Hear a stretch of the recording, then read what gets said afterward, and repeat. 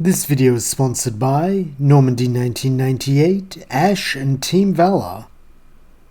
In the wake of the psychic call for help, Ash, Caitlin, and Barry get to work, as if someone, or multiple someones, need their help. They're not going to abandon them. Thankfully, it does not take them terribly long to figure out who has contacted them, due to Barry remembering what Peony had said at Lake Verity about him being chosen by the Lake Guardian, though the question still remains as to what they need help with, and why of all people, they chose to reach out to the three companions. In an attempt to get some answers, Caitlin briefly tries to re-establish her psychic link and see if she can communicate with the Guardian who spoke in her head, though unfortunately, it seems the connection is only one way, as try though she might, she cannot get through. However, being a clever young woman, the lady of the castle already has a plan B in mind, stating that they should head for Lake Acuity, as the last lake they have not visited, to see if they can make contact with its Guardian. Nodding, Ash and Barry concur, adding that if they're lucky, Peony and Brandon might still be in the area so they can ask them for info on the Lake Guardians, and maybe get their assistance with whatever the legendary Pokemon need help with. Having no time to spare, Caitlin instructs the boys to grab onto her, then with a promise to Derek that she won't be gone for so long this time, she teleports them away, using the Battle Pyramid as a destination since it's easier to home in on somewhere she's already been. A moment later, the trio find themselves in the middle of the pyramid's battlefield, with Ash having to throw himself and his friends to the ground, so they're not pulverized by a pair of attacks coming at them from either side. Looking up, Ash, Barry, and Caitlin see the combatants to be Brandon's Regice and an unfamiliar Magmortar, though to their surprise, they have no trouble recognizing its trainer, with it being none other than Paul. At the sight of the kids materializing out of thin air, Brandon promptly orders a halt to the battle, with Paul being shockingly pliant, as he recalls his fire type without complaint, and approaches the trio alongside Brandon and Peony, who had been refereeing. Curtly, the Pyramid King demands to know what his son and his friends are doing here, with Ash explaining everything that had happened since they parted, while in turn questioning why Paul is here. In a tone that lacks all the hatred of their last encounter, the purple-haired youth replies that he has become Brandon's disciple, having challenged him not long after the Battle Pyramid arrived in Snowpoint. In his arrogance, he was decimated, though before he and Brandon could go their separate ways, a Pokemon hunter began terrorizing the local temple, and they had to work together to stop her. Picking up the story now, Brandon elaborates that it was the same woman from the Celestic Ruins, Hunter J, though this time, she had her eyes on the legendary Regigigas, with it proving quite difficult to drive her off. Thankfully, between him, Paul, and Peony, they had managed, with it becoming clear the boy does have skill as a trainer when he uses his head rather than letting his emotions get the best of him.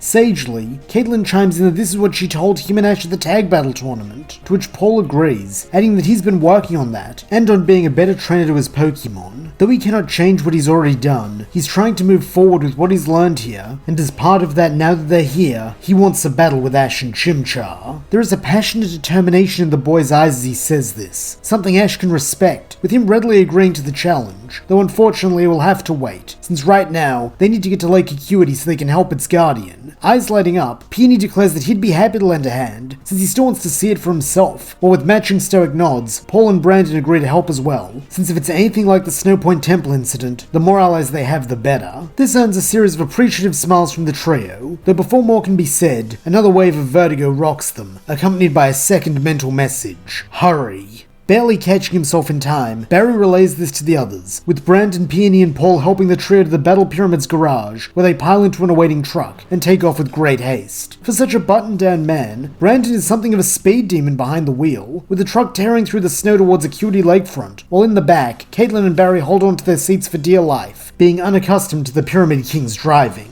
As soon as they reach the lakefront, Caitlin is once again struck with that overwhelming psychic presence, much like the boys were when they first came into proximity with their guardians. Though being a psychic in her own right, she's able to handle this better, with it finally being a strong enough connection that she can at last reach out in response. Deep in a cave at the center of the lake, Uxie feels something. A visitor in its mind, similar to when it convenes with Azoth or Mesprit. But this is different. This is not a Pokemon. Of that it is certain, which can only mean one thing. The human it has chosen is here at last. Gently, the being of knowledge welcomes Caitlin, and thanks her for responding so quickly to its summons, with the girl in turn asking what is wrong. At once, the mindscape the pair inhabit seems to change, growing darker and less inviting, as Uxie gravely informs its champion that recently, it and its brethren have become the target of evil humans who wish to forcibly seize their power for nefarious means. Guardians. Resolutely, Caitlin vows that she and her friends will help prevent this however they can, with this putting a smile on the knowledge Pokemon's worried face, as it wisely suggests that perhaps it is time they all meet. A moment later, Caitlin finds herself not in the presence of one Lake Guardian, but all three, while beside her float Ash and Barry, both of whom seem rather confused as to how they got here. Placidly, Uxie introduces itself and its peers, though before it can do much else, Mesprit hastily cuts in, stating that it can feel its champion's impatience, so perhaps it would be best if they got down to business, a choice as of seconds, as it can sense its champion's resolve to help. Acknowledging this, Uxie cedes the floor to the being of Willpower, who explains that each of the Guardians requires a partner to combat this incoming threat, since by their nature, they are designed to be collaborative beings who are made to work in tandem and to assist the creator of all. Therefore, in order to access their full potential, they have chosen the three humans, as each of them represents one of the Guardian's core virtues, with Ash possessing an iron will, Barry possessing a passionate spirit, and Caitlin possessing a transcendent mind. Recognizing the honor that has been bestowed upon them, Ash, Barry, and Caitlin all affirm their willingness to stand beside the Guardians, though first they need to know what the threat they're facing is, a request the Psychic Trio are happy to grant, telepathically displaying the image of an airship soaring above the snowy stretch of Route 217. While they do not recognize this craft, they have no issue identifying its captain, as a moment later, Hunter J emerges astride her Salamence. As one, the kids and their new partners share a grim look, being all too familiar with the trouble she can cause, and so knowing their time to prepare is short, the Guardians release the psychic link, causing Ash, Barry, and Caitlin to jerk back into their physical bodies as they look up at their allies, who are sharing concerned expressions, having from their perspective just seen the trio collapse. Bolting to his feet, Ash tells his dad and the others that Hunter J will be here any moment, and in this he is not wrong, as no sooner have the heroes started preparing themselves for battle, Jay and her ship come floating into view.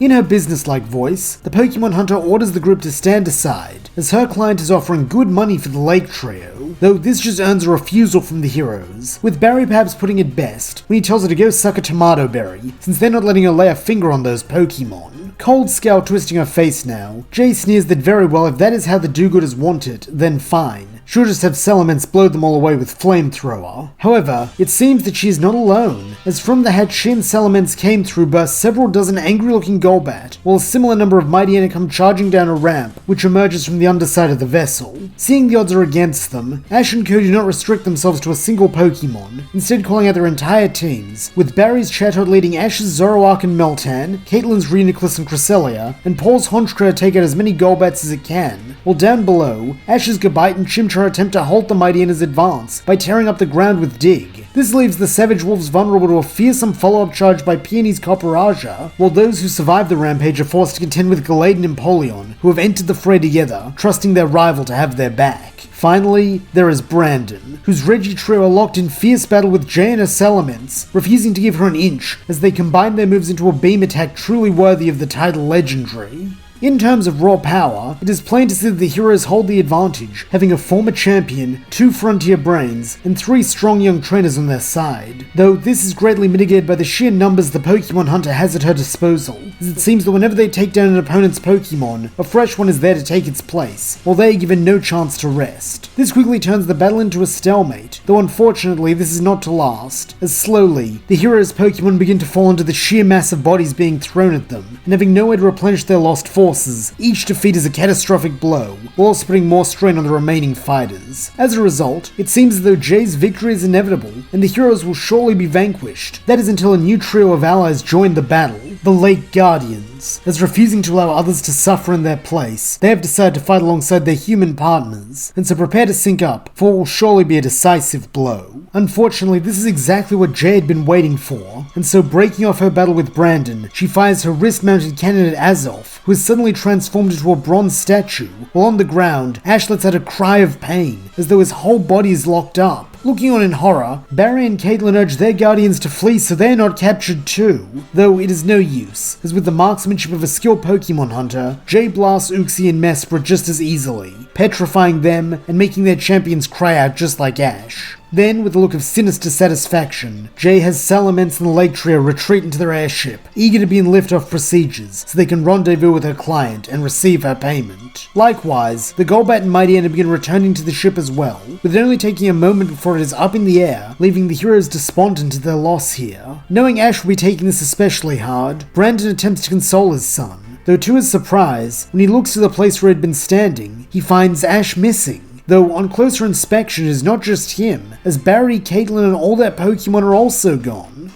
The corridors of Hunter J's airship are deserted as the trio make their way through, having used the chaos of the evacuation to sneak on board and hide in a side room until takeoff was complete. Now they're on a mission to rescue Mesprit, Azoth and Uxie, their psychic bond acting as a homing signal, even if they can no longer hear the late trio's thoughts. Zorak in particular is very useful in this stealthy endeavor, as by becoming smoke, it is able to pass unseen and locate any security cameras that Meltan can either shot out with Thunderbolt or just eat, since dinner back at the battle castle was interrupted. Unfortunately, one obstacle that cannot be overcome with gluttony is a guard electrode hidden in the airship's cargo hold, as when the trio opens the door, having sensed their captured friends are inside, they instead come face to face with the explosive orb, who immediately begins the process of self-destruction, as it had been instructed to if anyone unfamiliar tried to get in. Letting out a yelp, Barry covers his face in anticipation of the painful boom, while Caitlin prepares to teleport the three of them away, though in contrast, Ash stays perfectly calm, instead thrusting out a finger and poking it right into the top of Electrode's head. At once, the Electrotype goes inert, having stopped its self-destruct sequence, while with shared looks of amazement, Barry and Caitlin ask how their friend did that. In a teacherly tone, Ash replies that Voltorb and Electrode are common booby traps in ancient tombs and temples, so his dad taught him how to stop them from blowing up when he was just a little kid. Apparently, a long time ago, Voltorb used to have this hole on top of their head, which when blocked would make them sleepy,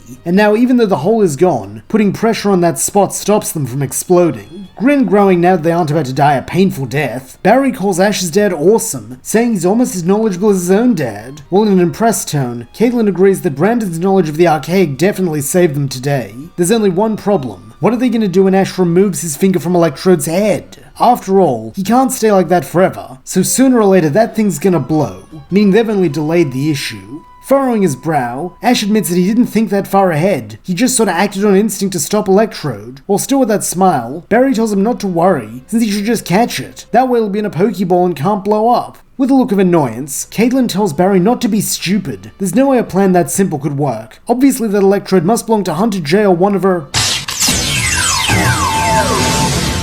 The sound of the Pokeball clattering to the ground promptly silences the Frontier Brain, while across from her, Ash gives a slight shrug, evidently being as surprised as her that this worked. Though choosing not to look a gift ponytail in the mouth, he simply stows his unexpected new capture onto his belt as he and his friends make tracks for the center of the room, where Azoth, Uxie and Mesprit are proudly displayed in glass cases, their faces frozen in looks of shock and horror that our heroes want desperately to remove. Thankfully, this is not a terribly difficult feat to achieve, as by sliding a dial on the base of the cases, Ash, Barry and Caitlin are able to revert the Guardians to normal, with each of them feeling a sudden sense of warmth through their psychic link, as a sign of appreciation that the kids came for them. Smiling softly, Ash replies that of course they came. They did make a promise after all, before telling the late trio to follow them, since it should be a straight shot to the exit now. However, in a resolute tone, Azoth refuses, saying that if they leave now, the Pokemon Hunter or another like her will simply seek them out again.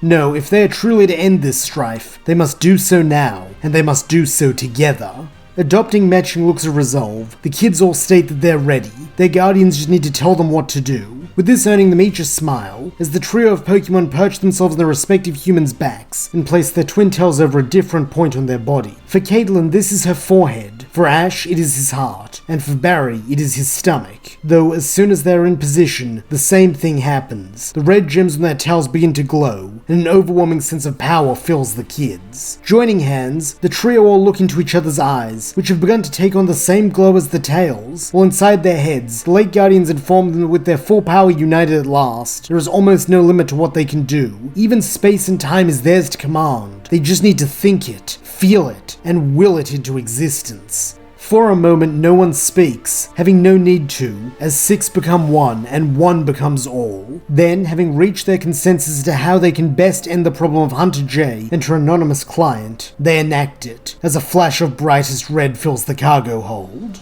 Back at Acuity Lakefront, Brandon, Peony, and Paul see the red flash too, though only for a microsecond, before everything returns to normal, or at least, they believe it does, as a moment later, they are joined by Ash, Barry, Caitlin, and the Late Guardians, all of whom look exhausted. In a slightly shaking voice, Barry groans that now he's had a taste of what it's like being Caitlin, he might have to find himself forever being a jerk to her, since that was intense. While in an equally drawn tone, Caitlin sighs that there was no picnic being in his head either, since it was so loud and chaotic. In contrast, Ash does not address either of his friends, instead turning his now non-glowing eyes on Azolf as he quietly asks if it worked, with the blue sprite giving him a simple nod in return. Gruffly, Paul asks what exactly Ash is talking about, and what just happened, a bit of his old coarseness showing through in the tension, to which Ash replies that using the power of Uxie, Mesprit, and Azolf, they removed all memories of the Lake Trio from those who wish to do them harm, along with any desire to search for them, or evil intentions associated with them. In short, they have completely negated the evil plot targeting the trio, without harming the perpetrators in any way. In an approving tone, Brandon calls this a very wise and mature solution, while with a smile, Peony calls them good kids, even if he probably would have clobbered the Pokemon hunter had he been in their place. As for Paul, he says nothing, his face a stony mask as he returns to the truck, with Brandon and Peony following suit, figuring it is best to give the Guardians and their champions some privacy. When they are alone, Azolf, Mesprit, and Uxie all express their deepest gratitude for Ash, Barry, and Caitlin, stating they have saved them from a terrible fate, and for that they will forever be in their debt. Though, with a smile, the trio call it their pleasure, promising to come to their aid again should the need ever arise. With this settled, the Lake Guardians then once more rise into the air, with Azolf and Mesprit teleporting back to their respective lakes, while Uxie drifts back to its cave, though, as they go, they each impart one last thought to the humans who stood beside them during this trying ordeal. However, unlike before, it is not a word or an image, but instead a sensation, that of a deep and precious bond of lifelong friendship being forged.